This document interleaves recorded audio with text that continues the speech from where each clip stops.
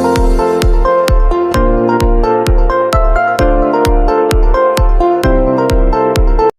Guys, मैं हूं ज्योतिष्मान। आज हम एनसीईआरटी के क्लास 10 के chapter 8 how do organism reproduce उसको इजी तरीके से पढ़ने और जानने की कोशिश करेंगे। एनिमल का बॉडी सेल से बनता है। बहुत सारा सेल मिलकर टिश्यू फॉर्म होता है और टिश्यू मिलकर हमारे अंग बनाते हैं। जीव को अगर कोशिकाओं के ऊपर क्लासिफाई करें तो हमको दो प्रकार का जीव देखने को मिलता है। एक है सिंगल सेलर और एक है यूनिसेलर। जीव के रिप्रोडक्शन द्वारा हमें नया जीव देखने को मिलता है, लेकिन एक नया जीव देखने में क्यों अलग होता है, आइए इसको पहले समझते हैं। सेम जीव का बॉडी शेप सेम होता है, लेकिन उसको अगर गौर से देखा जाए तो हमको कुछ डिफरेंस देखने को मिलेगा। मान लिया जाए कि वो देखने में सेम टू सेम लगा, फिर भी उसको डीएनए एनालिसिस करने पर हमको पता चलेगा कि वो दो जीव एक दूसरे से अलग है।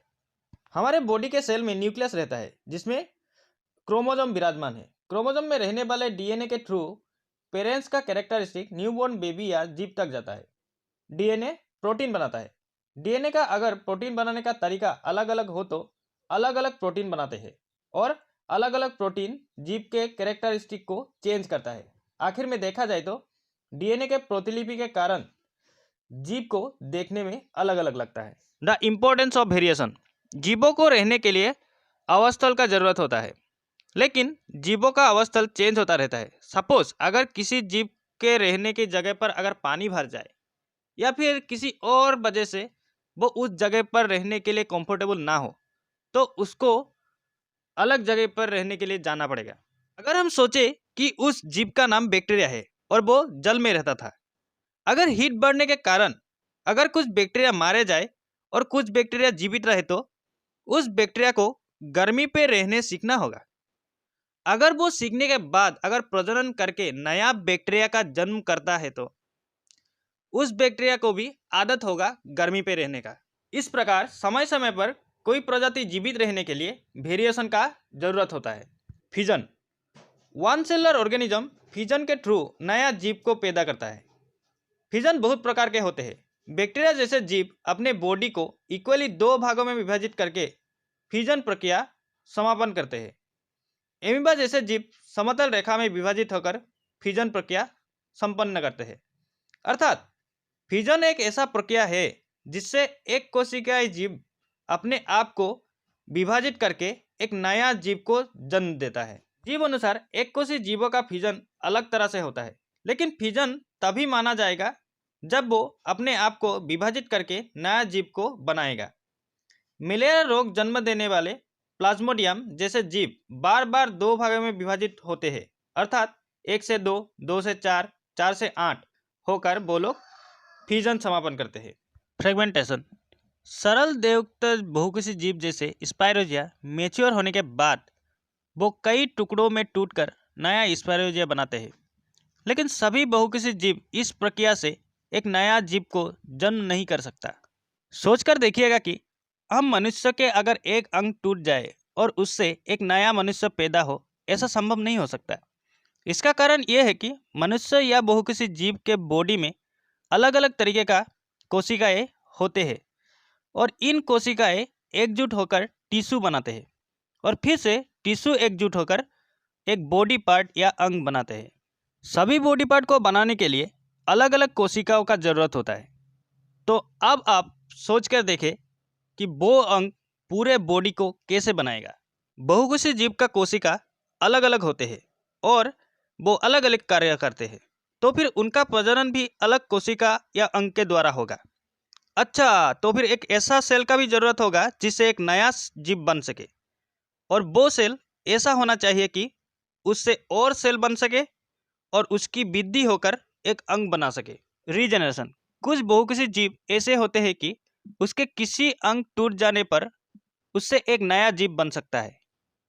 उसका अंग किसी कारण से टूट जाने पर अंग के वृद्धि होकर उसके अनुरूप एक नया जीव बन जाता है। एग्जाम्पल के तौर पे प्लेनेरिया जैसे जीव को काटकर टुकड़ों में बांटा जाता है और उस टुकड़ों से एक नया प्लेनेरिया जन्म लेता है। ऐसे विभाजन होकर रिप्रोड्यूस करने की प्रक्रिया को रीजेनरेशन कहा जाता है। कुछ हद तक ये प्रक्रिया फ्रेगमेंटेशन की तरह ही लगता है, लेकिन रीजनरेशन एक विशेष सेल के द्वारा होता है। यह विशेष सेल बहुत ही जल्दी विभाजित होकर बहुत सारा सेल बना सकता है। यह कोशिका परिवर्तित होकर अनुरूप कोशिकाएं और टिश्यू बनाते हैं। यह परिवर्तन समय समय पर देखने को मिलता है, जिसको डेवलपमेंट बोलते हैं। रीजनरेशन प्रजनन से सेम नहीं होते, क्योंकि प्रजनन के लिए जीव को टुकड़ों में बांटना नहीं पड़ता। बडिंग, हाइड्रा की तरह जीव प्रजनन के लिए सेल बडिंग करता है। इस बडिंग प्रक्रिया के अनुसार हाइड्रा के किसी एक अंग में कोशिकाओं का विभाजन होता है, और उस विभाजन होते होते उस जगह पे एक नया अंग से एक नया हाइड्रा निकल कर आता है। जब तक वो नया हाइड्रा मैच्योर होता है, तब वो मेन हाइड्रा से अलग हो जाता है, अर्थात हमको एक नया हाइड्रा देखने को मिलता है। वेजिटेटिव प्रोपागेशन, प्लांट के अंग जैसे लीफ, रूट आदि होते हैं। ऐसे कुछ प्लांट होते हैं जिसके किसी अंग से एक नया प्लांट का जन्म हो सकता है। इस प्रक्रिया को ही वेजिटेटिव प्रोपागेशन बोलते हैं। प्लांट के इस कैरेक्टर के वजह से ही कल्टीवेशन में शुगर केन, रोज और ग्रेप्स आदि प्लांट्स को ग्राफ्टिंग और लेयरिंग किया जाता है। सीड से जन्म हुए प्लांट से वेजिटेटिव प्रोपागेशन प्रक्रिया से जन्म हुए जीव का जल्दी ही फूल फल लगता है। इस प्रक्रिया से बनाना, ऑरेंज, रोज आदि प्लांट का रिप्रोड्यूस होता है। वेजिटेटिव प्रोपागेशन का एक सुविधा यह है कि इस प्रक्रिया से जन्म हुए प्लांट पेरेंट प्लांट से सेम होता है। एग्जाम्पल के तौर पे ब्रायोफिलम के लीफ में कुछ बाढ़ रहते हैं। वो बाढ़ जमीन पर गिरने से फिर से एक नया प्लांट उगता है। सेक्सुअल रिप्रोडक्शन, अगर कोई एक जीव से एक अलग जीव का जन्म होता है तो उसको एसेक्सुअल रिप्रोडक्शन बोलते हैं। लेकिन सेक्सुअल रिप्रोडक्शन में एक जीव से नया एक जीव जन्म नहीं होता है। सेक्सुअल रिप्रोडक्शन में एक मेल और एक फीमेल सेल होना जरूरी होता है। सेक्सुअल रिप्रोडक्शन में वेरिएशन ज़्यादा देखने को मिलता है, क्योंकि मेल और फीमेल दो अलग अलग सेल होते हैं और वो दोनों सेल मिलकर एक नया सेल या एक नया जीव बनाते हैं। डीएनए का अगर प्रतिलिपि प्रक्रिया अगर ठीक से ना हो तो वेरिएशन धीरे होता है। लेकिन वेरिएशन जीव के लिए अच्छा होता है या बुरा, वेरिएशन जिंदा रहने वाले जीव में ही देखने को मिलता है। इसीलिए हम कह सकते हैं कि वेरिएशन होना कोई बुरी बात नहीं है। दो या उससे भी अधिक अलग जीव से मेल खाने वाले वेरिएशन एक नया वेरिएशन बनाता है। जितना जीव का संगठन जटिल होता है, उतना ही सेल और टिश्यू का संख्या बढ़ जाता है। बहुकोषीय जीव के बॉडी के वंशावली रक्षा करने वाले कोशिकाएं, क्रोमोसोम का संख्या और डीएनए का संख्या बॉडी सेल से आधा होता है। इसीलिए सेक्सुअल रिप्रोडक्शन में दो जीव से आए हुए जनन कोशिका मिलकर एक नया जीव बनाते हैं। दो प्रकार के कोशिकाओं का मिलन होकर जाइगोट बनता है, और जाइगोट सेल के ग्रोथ और डेवलपमेंट के वजह से ही कोशिका और टिश्यू से निर्मित एक नया जीव बनता है। हम पढ़ चुके हैं कि सेक्सुअल रिप्रोडक्शन के लिए एक मेल और फीमेल का होना जरूरी है। मेल के सेल को स्पोर प्रोड्यूसिंग सेल और फीमेल सेल को फीमेल रिप्रोडक्टिव सेल कहा जाता है। स्पोर प्रोड्यूसिंग सेल मूव कर सकता है और फीमेल रिप्रोडक्टिव सेल फूड को जाइगोट के लिए संचय करके रखता है। रिप्रोडक्शन इन फ्लावरिंग प्लांट, फूल खिलने वाले प्लांट को फ्लावरिंग प्लांट कहा जाता है। इसोफेगस प्लांट का प्रजनन अंग फूल में ही रहता है।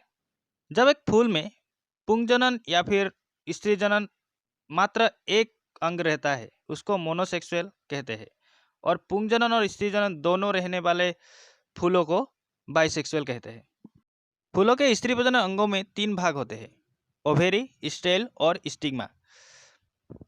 ओवेरी में ही ओव्यूल होता है और ओव्यूल में ही एक सेल होता है। मेल गेमेट परागरेणु के अंदर बनता है और ओव्यूल के अंदर जो एग होता है उसको फीमेल गेमेट कहते हैं। जब मेल गेमेट और फीमेल गेमेट मिलते हैं उसको फर्टिलाइजेशन कहा जाता है और उससे जाइगोट बनता है।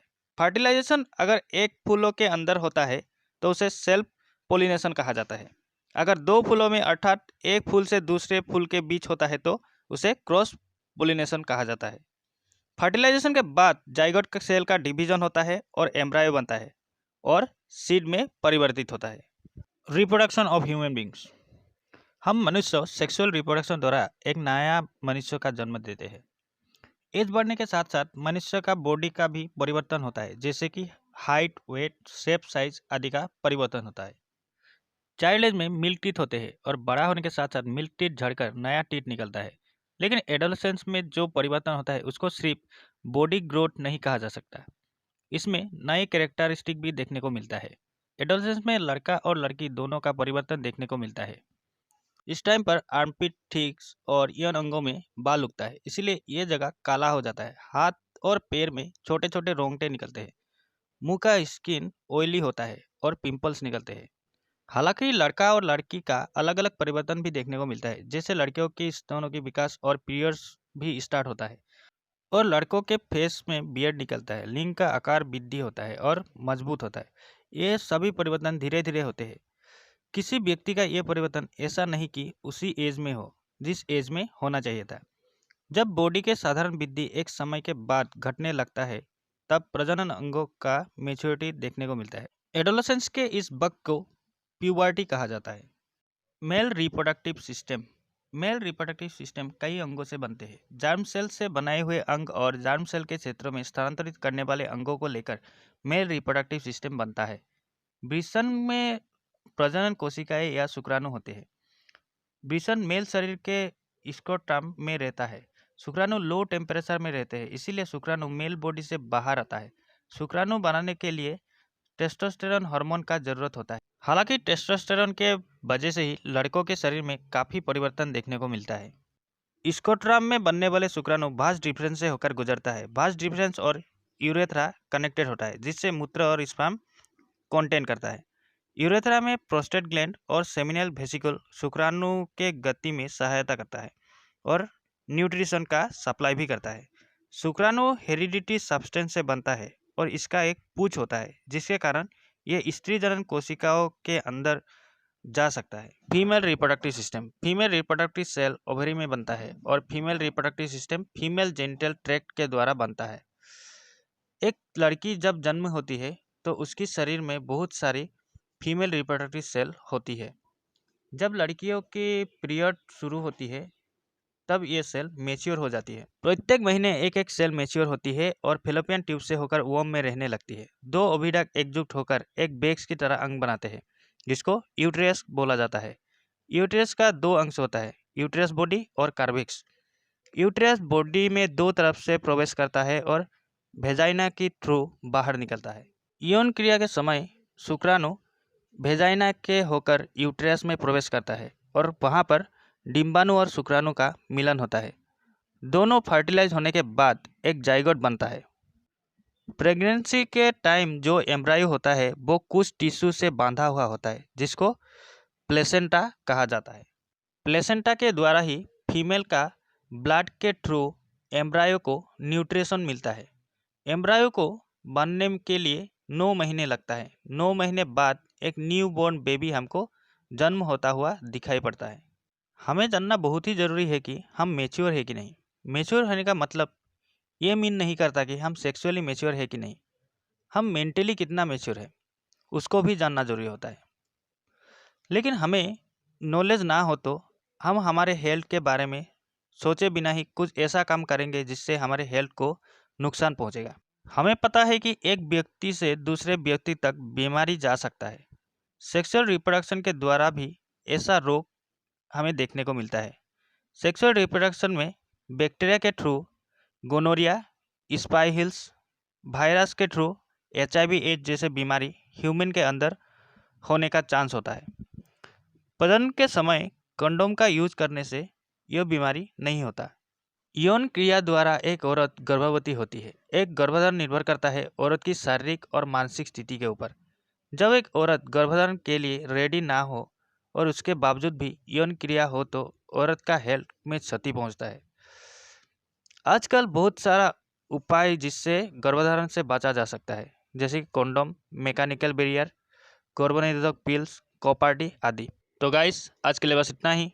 ये मैसेज हमारे समाज के लिए बहुत ही ज़्यादा ज़रूरी है, इसलिए इसे प्रस्तुत किया गया है। तब तक के लिए मुझे इजाज़त दे। धन्यवाद।